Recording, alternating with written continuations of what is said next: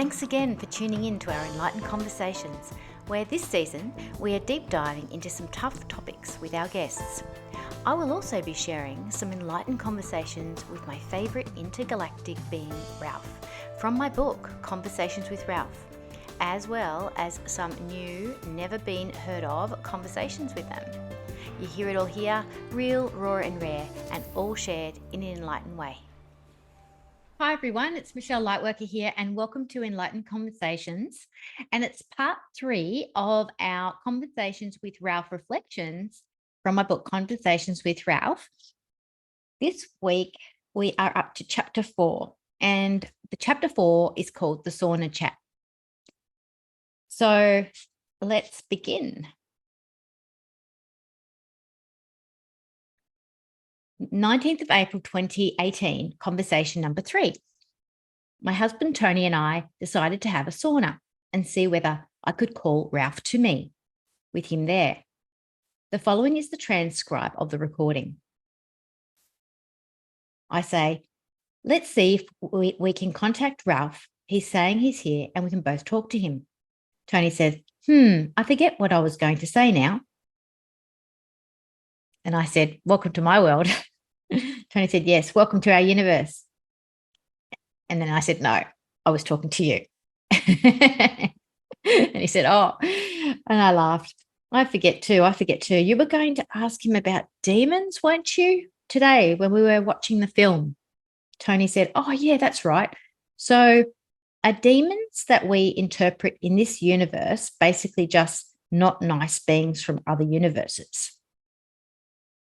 And I replied, no, what I'm hearing him say is that each universe has their own energetic lower vibrations and higher vibrations. So it's not necessary for any beings of a lower vibrational nature to travel through the portals to serve a purpose for catalyst or change within our universe. And then Tony says, and I said, so we have them unto our own universe. Tony goes on to change the subject here, but I just wanted to do something a little bit different today because in a conversation that I had with Ralph after the writing of this book, I also had like a drop-in about walk-ins. So walk-ins, just so that for those of you who don't know what a walk-in is, a walk-in could be, when somebody behaves completely differently to how they usually behave, they change their personality and we wonder what happened. And it's like they've been possessed, basically. So, I got some information on the 7th of August, 2018, later that year, that I'd like to share with you. And it's via a conversation with Ralph. And he was letting me know a bit more about that particular aspect of that I would like to share because it's kind of along similar lines. So what I got was, he says, so walk-ins are in possession when the human comes from another universe. They are about avoidance and not at all wanting to expand or evolve or face the soul's journey. They are attracted to a match with their unconscious. They are not sociopathic or psychopathic. They are a depressed soul who may gravitate to a depressed soul who's medicating or avoiding their depression through drugs or money. They may gravitate directly to an addict. When the walk-in connects with the human body, their imprints cross over, cross-dissolve. Both the unconscious host and the possessor find themselves sliding in and out of each other's consciousness. This can be very disturbing to both of the human beings.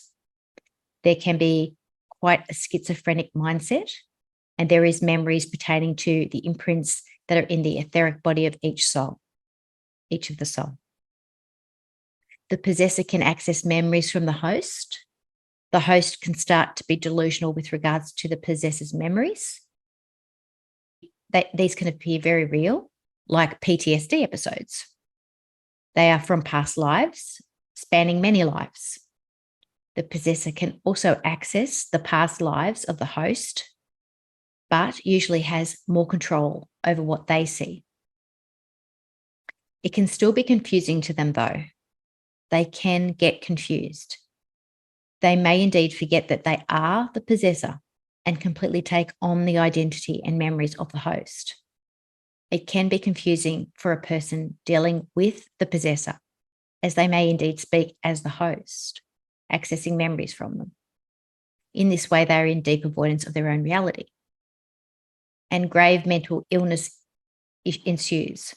If a person has contracted with a part of themselves to be reclaimed at a certain time to serve as an awakening, then this is to propel the person forward in their consciousness. This is not avoidance. That reclamation of the soul is always a part of the human in the first place. It is not a possession, and it is not an avoidance. It serves their ascension rather than keeps them in a holding pattern of avoidance. The holding pattern can create more depression, and this can lead to suicidal thoughts, self-harm, and actual suicide. There's a lot in this. I've just finished reading that. There is a lot in this that we can have a bit of a chat about. So what I'm getting is the actual topic that that particular part of the conversation that I've read to you just then was about is called permission always. But some people are so lost that they in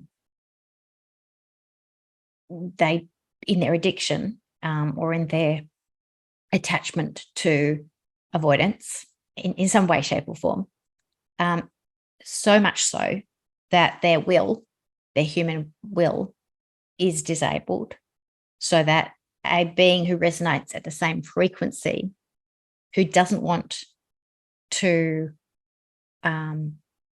resolve because they don't want to not be in a body, and that's what's required for them to resolve, come into a separate universe, walk into a body that they resonate with at a frequency of avoidance that they're used to, that will assist them in not resolving, and that they stay because the host, the person who has quite a strong addiction to whatever it is a complete match, like a match frequency. And they actually don't even realize that this being is a separate being from them. So this crossover is quite powerfully deceptive to the host, in that they may well start to get flashbacks that aren't even theirs. They may get flashbacks from even lifetimes past that aren't their own lifetimes, things that have happened to them. And they are so, I wouldn't say integrated with the possessor, but I will say overwhelmed by the possessor and the urgency that this possessor has to claim a body that they can use to avoid their own issues. That permission is the absence of an awareness of their own self, that they're not aware. They're so powerless and so in their addiction that they've lost their sense of I amness, their own sense of self. And so that gets so diluted that to the point where they themselves as a host may be completely overwhelmed by impressions of the imprints and memories of the possessor, and that the possessor may well forget that they've possessed, and they don't realize that they've traveled from somewhere else to be in this body. They forget that. So it's an interesting state of enmeshment. It's an interesting state of when we talk about possession, often we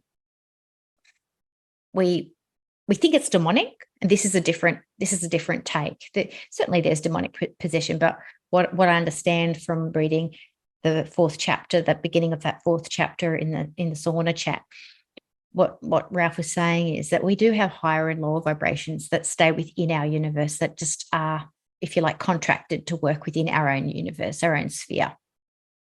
So this is about a being who may well have contracted with us from another universe. I understand that may well be for our own. We've contracted for that to happen so that we can have the experience of potentially healing that. Maybe there is a soul contract there between two universes. There was definitely one between Ralph and myself for him to come in and for us to have this connection of awareness. I would have to say that if that was a soul contract between two beings from different universes, two human beings from different universes, there would have to be an aspect of, and I don't want to keep a closed mind about this, but this is what I'm strongly perceiving. There would have to be an aspect of the host working within the realm of potentially what I'm doing, where they've had to, this catapults them into understanding these concepts that we talk about today, that they're aware of other universes and that they're aware of the evolution of consciousness, or they're working in that arena, because the vibrational frequency match, which is the precipice for most of these walk-ins, is, and the avoidance of them resolving outside of a human body, because they just don't want to do that. They want to come into a human body. The only other reason I can see, and I might be wrong and might have to ask more questions about this, is that they need to work in this arena, and they need to help other people heal from possession and to understand it and to prevent it. And the best prevention is definitely to work on our own attachments to addictions and our own connection to our I amness and our sense of self. That is the best prevention for possession, to prevent possession. When we look at possession of children and other people, I'm going to say that there are other opportunities for spirits on the physical, non-physical plane to make appearances, but I'm also going to back that up with what this is saying, which is really true possession, where it's really confused and enmeshed over a long period of time, not sporadic, where, say, a person's crossed over and they entered your body and they're able to connect for a short time, but they can't just stay in the physical body. What I'm understanding and what I'm getting with even more clarity as I'm talking through this is that a human being can only take hold of a human being because that is the frequency that they can remain in as being hosted. Somebody who's crossed over can temporarily slide in and out for sure, but I can't see that that's something they can maintain for a long period of time. Brief, short periods of time, potentially, yes. Demonic possession, yes. They can take hold. Same thing with the host having not so much an addiction, but having a vulnerability around not knowing who their I amness is yet. So potentially children, yes. Definitely people who have dementia and things like that who aren't aware of their I amness, yes. People who have mental illness, yes, because there's health issues there with regards to acknowledging what their reality is. People who have addictions, definitely yes. And also people who are feeling suicidal, who are feeling lost, depressed, very dense and dark vibrational frequencies, grief, for sure, like when they're in that hopelessness space. I'm also going to speak to anxiety. So when people feel anxious, what happens is they actually leave their body. So they're not grounded. So what happens is, well, for the I am to be grounded, for the sense of self to be grounded in their body, they really do need to feel like they have a sense of who they are on a deep level. When they have certain aspects of trauma throwing them, as it were, like out of their body into a bit of a whirlwind, getting taken away by events and things that happen, we're spiraling up and out of our body. So then what can happen when we're spiraling out, our astral body is spiraling out, is that our I amness really gets dispersed and takes off with it, really. So what happens is that if we're anxious over lots of periods of time, or we don't resolve trauma, which is part of a natural part of spiraling out, with fight or flight, which can, associate itself with disconnection from our body and disassociation from our body, we then have an empty vessel. When that happens, things can pop in for brief or longer periods of time. That can also mean that we have an empty vessel that is a little bit more available, versus if we had acknowledgement of our anxiety, or acknowledgement of our trauma, and acknowledgement of our emptiness. Even those are extremely powerful protectors of something just coming in, and because we're already claiming that that's something that we can own is happening to us. We are anxious, we are feeling empty, we are feeling depressed, or whatever traumatized. So just the simple acknowledgement is extremely powerful. So we don't have to be, oh, I'm all solved and I'm, all resolved and all that. No, just owning that can be very powerful, and definitely treating it and resourcing ourselves and learning about it and wanting to help ourselves. As that will is engaged is enough of a protection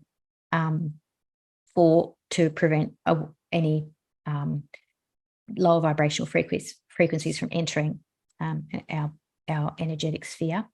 I also want to speak to the fact that we have a body that has past imprints from generational, taking on our own multi-generational, which has been scientifically proved now that unresolved trauma is multi-generational and gets passed down generationally in our genealogy, in our DNA.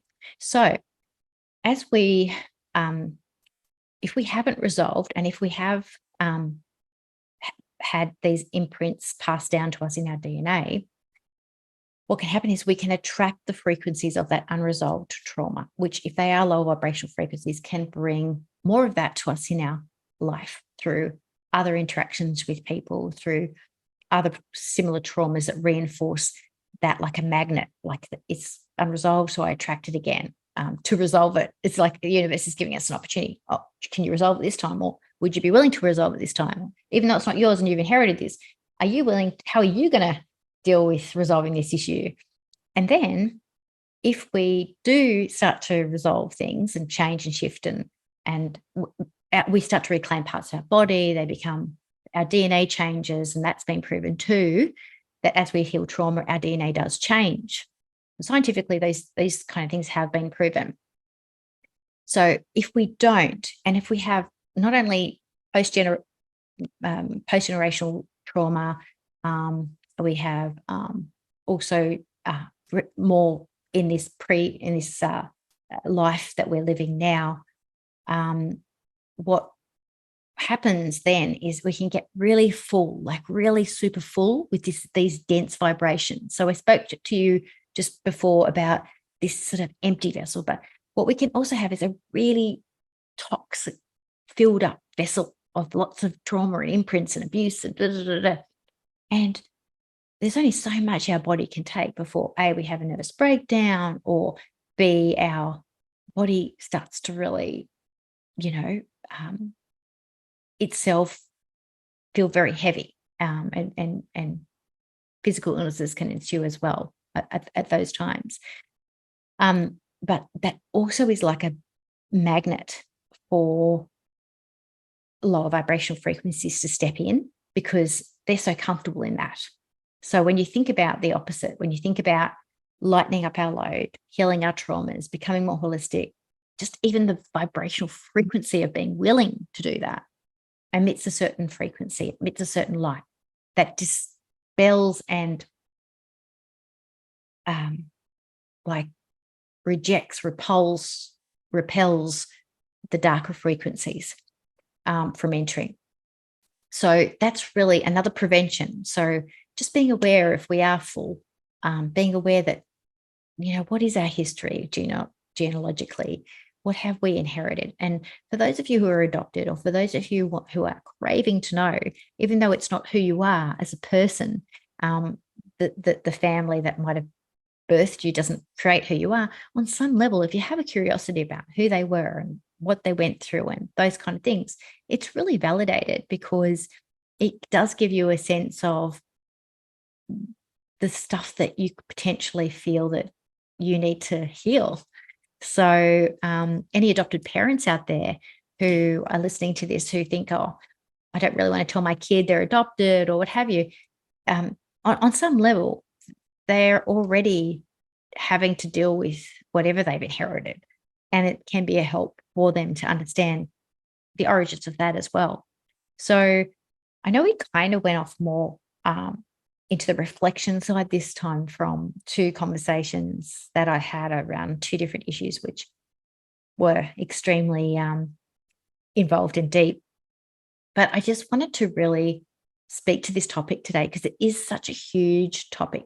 And for those of you who are listening who assign that we are all one, I believe in the unity principle, obviously. I just want to say that there is a freedom in reclaiming what we feel is our innate nature of being a being of light, and also in bringing light to all the aspects of us that are misunderstood. So our grief, our trauma, our addictions, our suicidal thoughts, our depression, our murderous thoughts, all those kind of things. Like if we don't bring light to understand them ourselves, then they're misunderstood and they're in the shadows. So what we need to do is take responsibility for them and accept that they exist and proactively work at understanding them, loving them, and not letting them have the upper hand because they're misunderstood. And that's what happens when parts of ourselves, the darkest aspects of ourselves are misunderstood. That is when they act out. That is when they take hold. That is when we attract the lower vibrational frequencies to us that magnify those aspects of us, that even assist those aspects to become even darker and darker and darker and accelerate. And that's when you get, your serial killers, and that's where you get, people getting off on other people's pain because they haven't resolved it. They can't understand it. And they've created an environment for themselves that isn't peaceful. And the only way they can achieve some sense of power, some sense of control is by overpowering the innocence that they haven't been able to reclaim back for themselves. So I'll leave it there today because it's a really big one.